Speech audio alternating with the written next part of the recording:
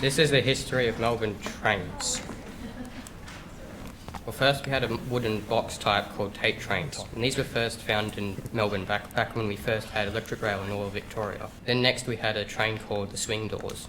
And these had a kind of stupid design called a dog box, meaning you had to stay in the compartment that you chose.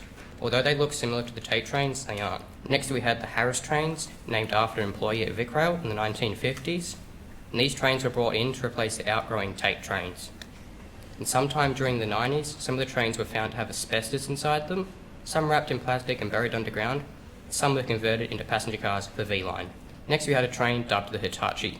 Even though it had nothing to do with the Japanese electrical company Hitachi, the Hitachi's job was to replace the outdated swing door. Next we have the great and famous Comenge, brought in to replace the Harris.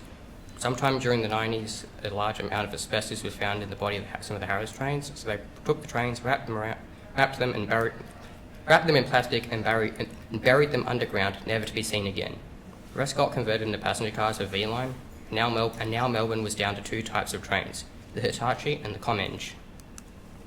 So now comes the time of the Great Split, where different lines, such as Connex, some lines brought a train called an Extrapolis, and some Siemens Nexus. But soon enough the divide was over, and now with every train under one name, during the same time the Hitachi was phased out. Now to modern-ish day, with Extrapolis left, Siemens middle, and Comenge right. But since the beginning of the Westgate Tunnel project, a train called a HCMT, High Capacity Metro Train, was introduced, running exclusively on the Pakenham-Craigieburn lines. Well, we're done. Good.